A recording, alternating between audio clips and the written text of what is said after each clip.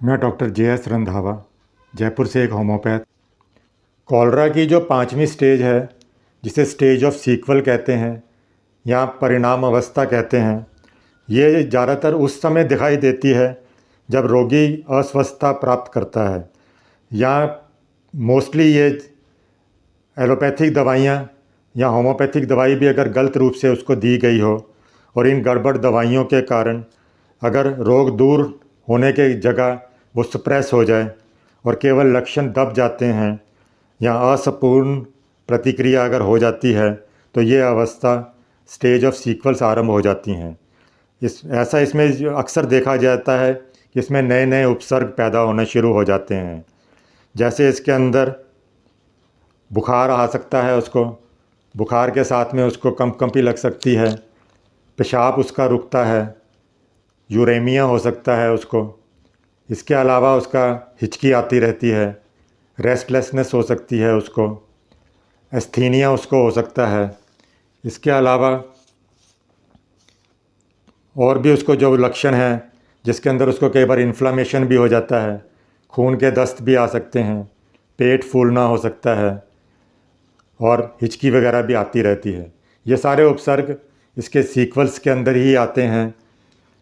पर अभी मैं आपको, जैसे इसके अंदर अगर बुखार आ जाता है जो 5वीं स्टेज के अंदर आता है, तो इसके अंदर हम लोग एकोनाइट देते हैं, जो विशेष ही कोई और उपसर्ग ना रहकर केवल बुखार ही अगर रह जाए और उसको बेचैनी, एंजाइटी रहती है, बहुत ज़्यादा प्यास रहती है और इसके कारण वो डरता है कि कहीं उसकी मौत ना हो जाए, और उसको मानसिक लक्षण इस तरह के अगर पैदा होते हैं तो एकोनाइट कार्य करेगी।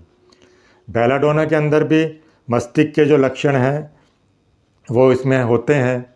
इसके अलावा जो आँखें हैं वो लाल हो जाती हैं, माथा है और जो बाकी गर्दन का हिस्सा है वो गर्म होता है, कपाल उसकी कनपट्टी, माथे में तेज़ दर्द होता है, सिर के अंदर टपका जैसा दर्द भी होता है और साथ में उसको थोड़ा थोड़ा सा बुखार भी रहता है। बुखार ज़्यादा भी हो सकता है, ज्वर के साथ में उसको पसीना भी होता है।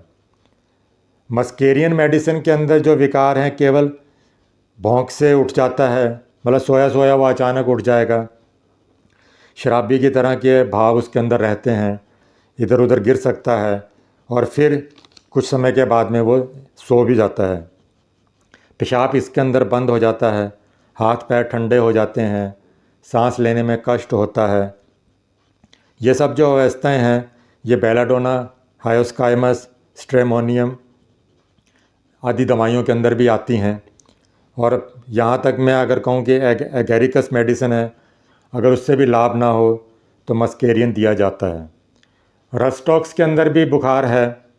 इसके अंदर जो बुखार है वो अधिकतर तेज़ होकर उसके जो विकारों के अंदर और परिणाम के अंदर आता है, जैसे इसके अंदर प्रलाप बढ़ जाता है, वो ज़्यादा बुखार के अंदर बकता है, पेट फूलता है, अतिसार है, मांस के धोए पानी की तरह खून मिले हुए उसको दस्त आते हैं, बदबूदार पखाना है, अस्थिरता रहती है, या चुपचाप होकर वो तकलीफ़ उसको होती रहती है।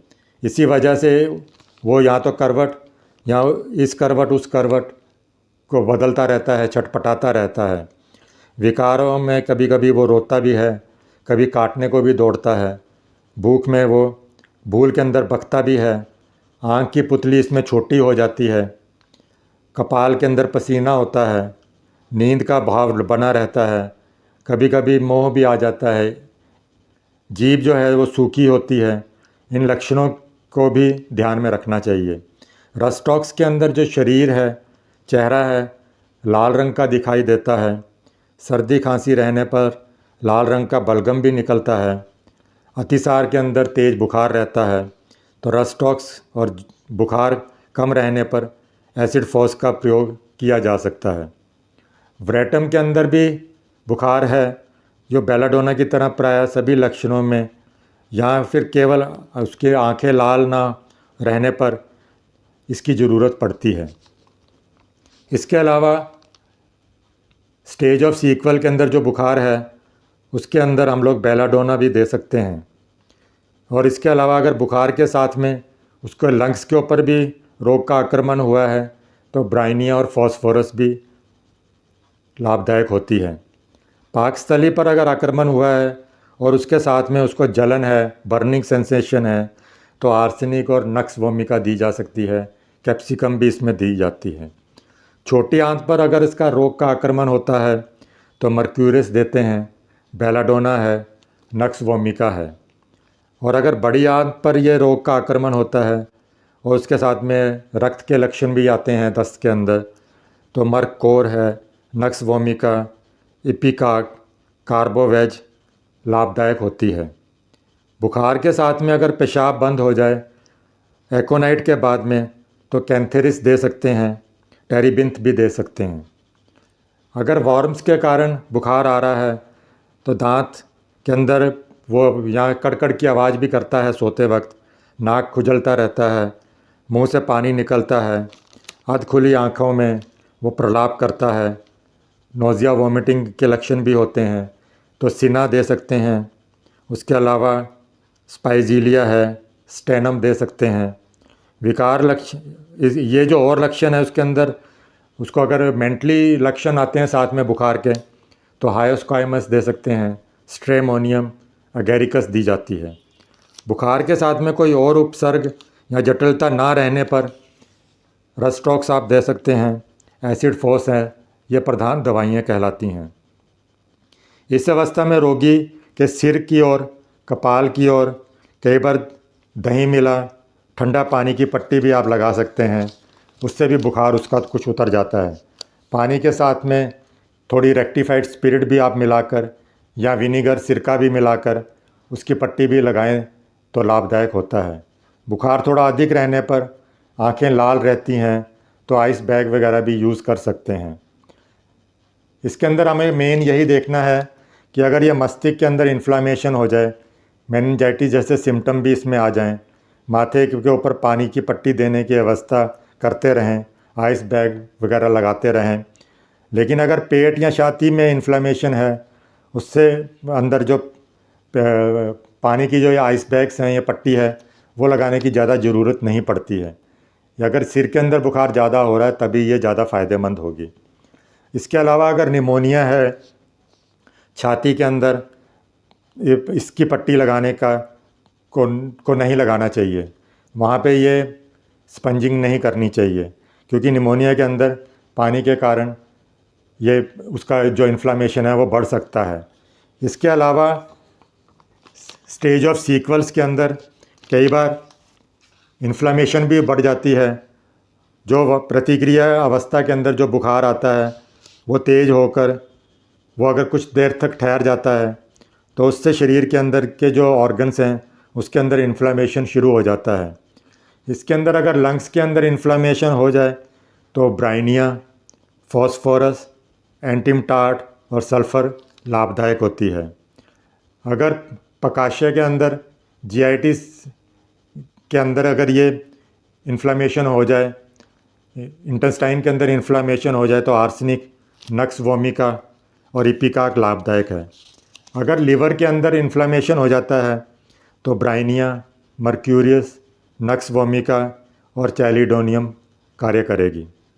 हार्ट अगर कमज़ोर हो जाए तो क्रेटेगस, कैक्टस दिया जा सकता है, डिजिटेलिस दिया जा सकता है। इसके अलावा एकोनाइट, और अगर मस्तिष्क के अंदर प्रदाह हो जाए, मेनिंजाइटिस हो जाए उसके झिल्लियों के अंदर, तो फिर आप एकोनाइट भी दे सकते हैं। और यहाँ फिर मेरे मेनिंजाइटिस वाला वीडियो भी आप देखें तो उसके अंदर डिटेल में बताया गया है। इसके अलावा अगर उसे बेचैनी बढ़ जाए, स्टेज ऑफ सीक्वल के अंदर रेस्टलेसनेस बढ़ जाए, तो भी वो रोगी जैसे बहुत ज़्यादा छटपटाता है, एक जगह नहीं ठहर पाता, तो हम लोग पल्सटिला जैसे है, इसमें अगर शरीर के अंदर वो कहता है कि बहुत ज़्यादा जलन हो रही है तो दी जा सकती है। एसिड फोस के अंदर माथे में किसी तरह की तकलीफ़ होने पर दी जाती है। आर्सेनिक के अंदर शरीर में अगर दर्द हो रहा है तो वहाँ ये दी जाती है। इसके अलावा स्टेज ऑफ सीक्वल के अंदर एक एस्थीनिया स्टेज भी आ जाती है, जिसके अंदर जो कॉलरा के अंदर ये फिर एक भयंकर रूप हो जाती है। इस अवस्था के अंदर जो उसका वाइटल फोर्स है वो एकदम कमज़ोर पड़ जाता है और बहुत शरीर उसका ठंडा हो जाता है और कोई भी दवा कई बार उसमें कार्य नहीं कर पाती है। There is no vitality enough in the organism to react upon them. Medicines भी कार्य करने के लिए जितनी वाइटल फोर्स चाहिए वो भी कई बार कम हो जाती है, तो रोगी इसके अंदर जो लास्ट स्टेज है उसके अंदर भी पहुंच सकता है। इसके लिए कई बार हम लोग चाइना मदर टिंचर 2x के अंदर भी दे सकते हैं। चिनियम सल्फ भी इसके लिए बहुत अच्छी दवा है। चाइना से ये अगर कम ना हो तो एसिड फॉस, कार्बोवेज, रस्टॉक्स लो पोटेंसी या उच्च क्रम के अंदर दे सकते हैं। इसके अलावा आर्सेनिक है, मस्कस है, वो दवाइयाँ भी कई बार कार्य कर जाती हैं। इसके अलावा अगर वाइटल फोर्स बहुत ज़्यादा कमज़ोर हो जाए तो हम अल्फ़ा मदर टिंचर है, एविनस टाइवा की मदर टिंचर है, वो भी टॉनिक के रूप में उसको दे सकते हैं। लगातार अगर उसको बेड सोर हो जाएं, फोड़े हो जाएं, तो हिपर सल्फ उसको दी जा सकती है। सारसाप्रेला, साइलेशिया दे सकते हैं। इसके अलावा मर्क्यूरियस, आर्निका, बेलिस पर वो मेडिसिन भी इसमें कार्य करती हैं। इसके अलावा अगर उसको कानों के अंदर इन्फ्लामेशन हो जाए तो मर्क्यूरिस प्रोटोआयोड, मर्क्यूरिस बिन आयोड, लेकेसिस, वराइटा आदि कार्य करती हैं। अगर प्रदाह मिले वाली जगह पर फोड़े की अगर प्रथम अवस्था है, फर्स्ट स्टेज ऑफ इन्फ्लामेशन है बॉयल्स के अंदर, तो बेलाडोना और हिपरसल्फ आदि अच्छा कार्य करती हैं। और बेड सोर के अंदर अगर जख्म के साथ में गैंग्रीन का परिणाम के अंदर वो अगर जारी हो, गैंग्रीन बन रहा हो, तो कई बार लेकेसिस, आर्सेनिक, कार्बोवेज इत्यादि प्रयोग में की जाती है। उस जख्म को आप साफ़ कर लें स्पिरिट से या और डिटॉल वगैरह से। उसके बाद में वहाँ पे आप आर्निका का मदर टिंचर या कैलेंडुला का मदर टिंचर जैसे 1 औंस पानी के अंदर उसकी कुछ 10-20 बूंदें मिला लें, या उसको ऑइंटमेंट के अंदर या ग्लिसरीन के अंदर भी मिलाकर आप उसको लगा सकते हैं। जख्म के अंदर अगर बहुत बदबू रहती है तो कई बार हम लोग घरेलू उपाय के हिसाब से नीम के पत्ते उबालकर उस पानी से भी उसको साफ़ कर सकते हैं। नहीं तो आप इसके लिए आयोडीन का टिंचर भी यूज़ कर सकते हैं। कार्बोलिक एसिड की 8-10 बूंदें मिलाकर भी उसका तेल तैयार किया जा सकता है और वो जख्म पर लगा सकते हैं, उसकी ड्रेसिंग कर सकते हैं। मुंह के अंदर अगर छाले हो जाएं स्टेज ऑफ सीक्वल के अंदर तो एसिड म्यूर दे सकते हैं। नाइट्रिक एसिड है, एसिड सल्फ है, हिपर सल्फ है, मर्क्यूरिस दी जा सकती है। बोरेक्स भी इसके अंदर बहुत अच्छी दवा है। और आर्निका का लोशन बनाकर उसको मदर टिंचर के कुछ बूंदें लेकर कुछ पानी के अंदर या ग्लिसरीन में मिलाकर भी उसको मुँह छालों के ऊपर लगा सकते हैं, या उसका कुल्ला भी करा सकते हैं। इसके अलावा अगर मुंह से लगातार ब्लीडिंग हो रही हो तो जो ऊपर मैंने दवाइयाँ बताई हैं उनमें से अगर विफल हो जाए तो कई बार एलोपैथिक जी का जो टैनिक एसिड आता है या उसका टिंचर है वो भी यूज़ किया जा सकता है। मुंह के अंदर अगर सड़ा हुआ जख्म हो जाए तो उसके ऊपर हिपर सल्फ और उसका टिंचर या फेरम म्यूर का मेडिसिन आदि भी इस्तेमाल की जा सकती है। अगर आँखों के अंदर जख्म हो जाता है तो पल्स्टिला या इसका लोशन भी रोगी की आँख पर लगाया जा सकता है।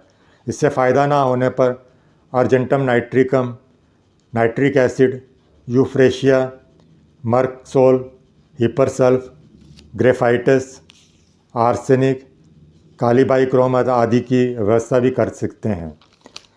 हैजे के बाद में जो विकार हो जाते हैं वो ज़्यादातर कमजोरी के कारण होते हैं, और थोड़ी थोड़ी देर से अगर उसको बुखार हो रहा हो तो रस्टॉक्स दे सकते हैं, मस्कस उच्च शक्ति में दे सकते हैं, और आर्सेनिक का प्रयोग भी इसके अंदर कर सकते हैं। इसके अलावा जो बाकी के सीक्वल्स हैं जिसके अंदर उसको पेशाब रुक गया है, यूरेमिया है, और कई बार ब्लड इतना हार्ड हो जाता है कि उसके कारण हार्ट के अंदर एम्बोलिज़म हो जाता है, उसके वीडियोस अलग से बना रखे हैं। नोज़िया, वॉमिटिंग है, पेट फूल जाता है, खून के दस्त हैं, वो अलग अलग वीडियोस के अंदर डिटेल में बताया गया है, आप उनको भी देख सकते हैं।